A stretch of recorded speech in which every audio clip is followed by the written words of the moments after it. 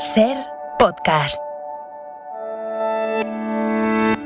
Hola, soy Javier Ruiz y esto es Hora 25 de los negocios. Hoy, el Banco Central Europeo se compromete a poner más madera en la economía ante una recuperación que se rompe en dos. Cualquier discusión sobre la retirada del programa antipandemia sería prematura. Es demasiado pronto. Llegará a su debido tiempo, pero ciertamente por el momento es demasiado pronto y prematuro. Tan simple como eso. Es Christine Lagarde, la gobernadora del Banco Central Europeo, y es el mensaje del Banco Central Europeo. Demasiado pronto para retirar estímulos. El Banco Central Europeo no solamente va a tener que seguir apoyando la economía, sino que va a tener que apoyarla incluso más. Va a tener que comprar más deuda a los países, va a tener que inyectar más dinero en los sistemas, decía hoy Lagarde. Ha habido debates sobre el ritmo de las compras, sobre alguno de los aspectos analíticos del uso de nuestros instrumentos, y esa es la razón por la que utilizo la palabra ampliamente acordado por el Consejo de Gobierno. Hubo un par de puntos de vista divergentes y no hubo consensos unánimes en todos los ámbitos. Pero hay ese enorme problema, y es que empiezan a surgir voces dentro del Banco Central Europeo y dentro de la Reserva Federal que dicen: quienes no hayan llegado a la meta ya tienen que encargarse de remar ellos. Los estímulos han de parar, y España es de los que están en el furgón de cola, de los que están más retrasados en esa recuperación. Así que ahora mismo lo que se abre es un problema de, primero, más madera en la máquina, en la caldera del Banco Central Europeo, pero no durante mucho más tiempo. El que no llegue, no llegará. Y esta es la gran advertencia del Banco Central Europeo. Jordi Fábrega, ¿qué tal? Muy buenas noches. ¿Qué tal? Buenas noches. Bueno, así que lo que tenemos, Jordi, es apoyo del Banco Central a corto plazo, pero advertencias de que puede dejar de haber ese apoyo a largo. Sí, en la reunión de hoy el Banco Central Europeo ha decidido mantener el riesgo por ahora y ha anunciado que en el próximo trimestre seguirá la compra de deuda a un ritmo significativamente más alto que en los primeros meses del año. Eso significa que seguirá interviniendo con la misma intensidad que en los últimos 3 meses en los que ya se ha aplicado este ritmo de compra significativamente más alto. Estamos hablando de gastar unos 20.000 millones del programa antipandemias cada semana. Ha dicho Christine Lagarde que es pronto para pensar en retirar y reducir el programa, aunque ha reconocido que empieza a haber voces dentro del Consejo de Gobierno que apuestan por esta reducción. Por lo tanto, la decisión que han tomado hoy dice que es ampliamente consensuada y respaldada, pero no unánime. Así que de momento el programa sigue por ahora, se mantiene el compromiso de mantenerlo hasta marzo del año que viene y se mantiene la cuantía, el 1.850.000 millones de euros, de los que hasta ahora se han utilizado ya 1.115.000 millones. ¿Por qué es importante la decisión de hoy? Lo que el Banco Central está diciendo es, primero, que la economía no se ha sobrecalentado, que los datos que tenemos no son fruto de una economía demasiado sólida, demasiado robusta, demasiado fuerte ni demasiado caliente. Segundo, lo que el Banco Central Europeo está diciendo es que hay ya países que han entrado en la lanzadera de recuperación. Y tercero, y sobre todo, esta es la clave, que va a dejar de ayudar a quienes no lleguen a esa lanzadera a su debido tiempo. Es decir, que esa caída de los paquetes de estímulos puede coger a España a contrapié. Podemos estar todavía en fase de recuperación cuando acaben los estímulos del Banco Central Europeo. Así que esto es lo importante hoy, es termómetro de qué calibre tiene la recuperación, qué velocidad tiene la recuperación y a quién pilla dentro y fuera del perímetro de ayudas del Banco Central Europeo. Un Banco Central que hoy era especialmente optimista cuando uno mira cifras generales. Somos algo más optimistas sobre las perspectivas económicas que hace 3 meses. Creo que los últimos datos que estamos recibiendo indican un fuerte repunte que está comenzando en el segundo trimestre y que con suerte se amplificará en el tercer trimestre. Jordi, eso significa que se mejoran las previsiones de crecimiento, se mejoran las previsiones de inflación para el nivel general, insisto, no país a país, ¿no? Sí, son los datos y previsiones para la zona euro que son una mejora notable respecto a las anteriores, lo que ha presentado hoy el Banco Central, porque de hecho veníamos de un primer trimestre peor de lo esperado en el que la zona euro volvió a entrar en recesión, pero dice el Banco Central que los datos que maneja le permiten afirmar que en el segundo trimestre la economía ya ha vuelto a crecer, prevé un 1,4% de crecimiento trimestral en este segundo trimestre. Y en el tercer trimestre cree que ese crecimiento se acelerará. Por eso ahora prevé que este año el PIB crezca en la zona euro un 4,6%. 6 décimas más de lo que ponía en sus últimas previsiones, y eso le permitirá recuperar niveles prepandemia en el primer trimestre de 2022, un año en el que el ritmo de crecimiento será casi el mismo, un 4,7. Y en cuanto a la inflación, seguirá subiendo, dice el BCE, en los próximos meses por factores transitorios y por el efecto base. Prevé de hecho un 1,9% de inflación este año, y a partir de 2022 será algo menor, un 1,5% en 2022, siempre por debajo del 2% en media anual, que es el objetivo que tiene fijado en sus estatutos el Banco Central. Gracias, Jordi. ¿Qué riesgo tenemos ahora mismo con lo que dibuja el Banco Central Europeo? Nuestro riesgo es el de una recuperación en forma de K. Hemos hablado de si iba a ser en V, caída, y subida más o menos igual, si iba a ser en esa V en forma de candil que decía el Ejecutivo, con una recuperación más lenta, la del logotipo de Nike.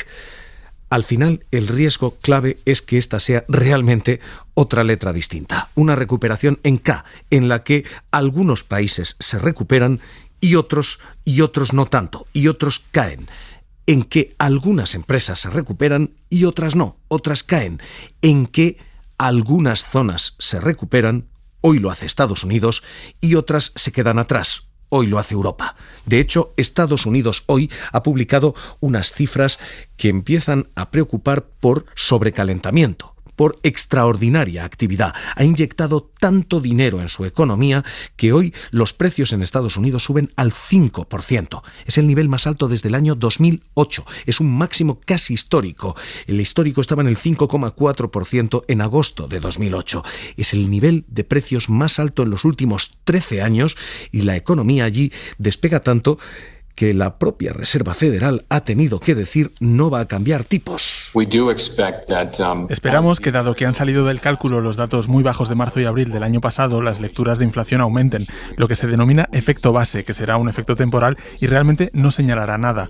Además, podría ser que el gasto se recupere sustancialmente en la segunda mitad del año, lo que sería algo bueno, por supuesto, pero también podría ejercer presión al alza sobre los precios. Pero yo diría que en esencia no parece probable que esto provoque aumentos muy grandes o que sean persistentes.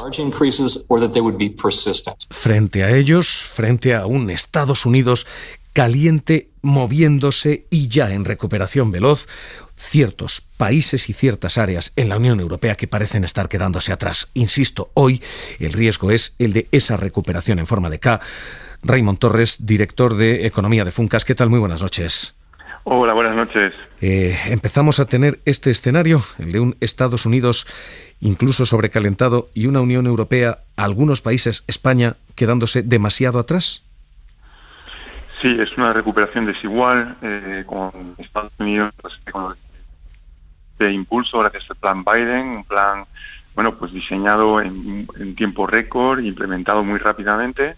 Esto incide claramente en la recuperación económica de ese país. En Europa, sin embargo, el plan de recuperación europeo, todavía existe fundamentalmente en documentos y todavía no hay una luz verde de Bruselas y todavía no disponemos de esos fondos europeos. Por tanto, la recuperación va retrasada, pero sin embargo, yo creo que en el caso de España, yo no diría que va peor, ¿no? Las previsiones económicas, incluso con la revisión del Banco Central Europeo, es todavía de una recuperación, según la Comisión Europea, algo más intensa que en el resto de Europa. Es decir, que caímos más que los países vecinos el año pasado y nos recuperamos a un ritmo algo más rápido este año. Falla la ejecución, falla el diseño de las ayudas. De momento se anunciaron 7.000 millones para empresas el 11 de marzo. Estamos prácticamente ya a junio, a casi 3 meses, y no se ha movido un euro. ¿Falla la ejecución? ¿Falla el diseño? ¿Qué está fallando? Ese retraso es incomprensible porque esas ayudas siguen siendo importantes, necesarias para evitar que cierren empresas que son viables, que tienen un futuro, pero que están sobreendeudadas, y para mantenerlas en vida hasta que se vaya produciendo la recuperación en el conjunto de sectores. La recuperación de la economía española ya está en marcha, pero no afecta por igual a todos los sectores, a todas las empresas, y por tanto es importante mantener esas ayudas o desplegar esas ayudas decididas hace algunos meses para que se mantengan en vida hasta que se produzca la recuperación generalizada. Y entonces yo creo que es de máxima urgencia. Esta es uno de los riesgos. La recuperación está en marcha, pero un riesgo es que no lleguen todas las empresas, no lleguen todos los sectores, no alcancen. Y el otro riesgo es, por supuesto, la inflación. Hoy, de esa inflación, Christine Lagarde decía literalmente: estamos muy lejos de que esa inflación se sobrecaliente. Y decía literalmente esto. Estamos muy lejos de nuestro objetivo final, ese cerca pero por debajo del 2%. No estamos ahí. Y ciertamente no estamos donde nos gustaría estar una vez que termine la pandemia, pero estamos viendo algún movimiento en esa dirección y continuaremos vigilándolo cuidadosamente.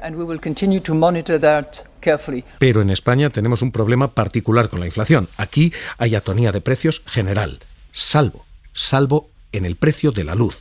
De hecho, el 50% de la subida de precios en España se explica únicamente con la subida de la luz. Está siendo espectacular esto. Tenemos en España un problema no de inflación, sino de pérdida de competitividad. Todas las empresas se acaban dejando mucho más dinero en su factura de la luz. Efectivamente, la factura de la luz ha incrementado. Este es el principal factor que explica el repunte de los precios en España, pero creo que hay otros factores. Hay un problema de factura de la luz y creo que es necesaria una reforma, pero también hay otros factores que son factores que tienen que ver con un encarecimiento generalizado de todo tipo de recursos naturales. El precio de los metales está por las nubes, por ejemplo, el aluminio, el cobre, en fin, todo tipo de insumos indispensables para el aparato productivo. También el precio de los componentes electrónicos. Hemos visto los semiconductores, que escasean y no llegan a empresas que tienen que cerrar temporalmente. Y esto también se repercute sobre el coste de producción. Lo que se está produciendo es también esa letra K en los precios, es decir, que algunos aumentan incluso con intensidad, que son precios importados y precios energéticos, y otros precios se quedan rezagados, que son los precios de las tarifas de las empresas, del precio de venta de los bienes y servicios que producimos, así como, por supuesto, los salarios. Entonces, yo creo que mientras que el efecto de los precios importados y de la electricidad sea transitorio, creo que efectivamente, como dice Christine Lagarde, no hay riesgo de una inflación generalizada. Pero si esto durara, pues en algún momento se repercutiría sobre el precio de venta, por ejemplo, de determinados productos y bienes y servicios. Y esto pues sí que podría desembocar en un aumento de inflación. Entonces yo creo que la transitoriedad de ese incremento de encarecimiento de los costes de producción es un factor clave. Otro factor clave es lo que pasa en Estados Unidos, porque aunque aquí, y estoy de acuerdo que la inflación por ahora no hay una señal evidente de inflación de los componentes esenciales del IPC, pues en Estados Unidos sí que vemos pues en determinados sectores que hay escasez de mano de obra, no se encuentra personal cualificado para la restauración, para algunos sectores industriales, y esto puede redundar en más inflación en Estados Unidos. Ya hemos visto hoy mismo que la inflación está por encima del 5% en ese país, y entonces ¿qué repercusión tendrá en Europa? Depende del tipo de cambio. Por ejemplo, si aumentaran los tipos de interés en Estados Unidos, pues veríamos también una apreciación del dólar frente al euro y, por tanto, aún más inflación importada. Y esto también puede complicar la tarea del BCE y, por supuesto, del conjunto de consumidores que estamos sufriendo una pérdida de poder adquisitivo en este momento. ¿Cómo actuar ahora? Con una recuperación en K, vista en países. Hoy el G20 dice ya ha recuperado niveles pre-COVID, pero con enormes diferencias. Y hay países que se quedan atrás. Con una recuperación en K también entre las empresas que están recuperando ventas pre-COVID, mientras otras todavía están en situación de necesitar ayudas, y con trabajadores que han recuperado niveles frente a otros que todavía siguen en ERTE. Con esta recuperación en K, ¿cómo actuar? Porque ya no vale una única política, ¿no? Hay que adaptar la política a este contexto de recuperación desigual. Y yo creo que es muy importante reactivar todo tipo de políticas que se habían de alguna manera dejado de lado, porque lo importante eran los ERTE en ese momento de colapso de la producción, de coma inducido del aparato productivo, porque había que cerrar la economía. Se trata ahora de activar todo tipo de personas que se están quedando atrás en la recuperación, y hay que ayudarles a esas personas a recolocarse, a adquirir una nueva formación para aquellos que no disponen de formación adaptada a una economía que está cambiando enormemente, y también para las empresas, para que la digitalización sea una realidad. No se trata de comprar tablets, sino sencillamente de conectarse a la economía digital. Lo que estamos viendo es, además de una recuperación de la crisis, con respecto a la crisis, es también un cambio estructural de la economía. Una economía que está siendo muy distinta a lo que fue antes de la pandemia. Y por eso es importante reorientar la política económica para facilitar esa transición hacia una economía distinta y que nadie se quede atrás. Pues Raimon Torres, director de Economía de Funcas, gracias por estar esta noche aquí en Hora 25 de los Negocios. Un abrazo. A vosotros, buenas noches. Hoy, de momento, lo que tenemos es esa promesa. Esto, el oxígeno que se inyecta a la economía va a continuar. Hoy lo que tenemos es esa advertencia. Va a continuar, pero no mucho más tiempo. La economía se rompe en dos, la recuperación empieza a tener esa forma de K, en la que hay quien sube y hay quien se descuelga, y el Banco Central Europeo solo puede advertir. Meterá más dinero en la economía, sí, pero por ahora y de manera temporal, tarde o temprano, Christine Lagarde, esto se acabará. El Consejo de Gobierno espera que las compras netas en el marco del programa antipandemia durante el próximo trimestre se sigan realizando a un ritmo significativamente más alto que durante los primeros meses del año. Por el momento, la buena noticia es esta, por el momento viene más madera en la caldera económica. Hora 25 de los Negocios, seguimos.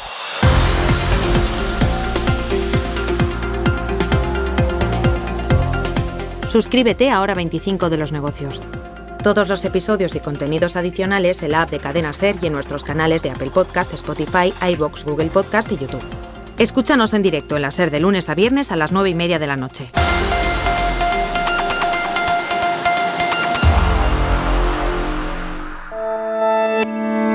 Cadena SER. La radio.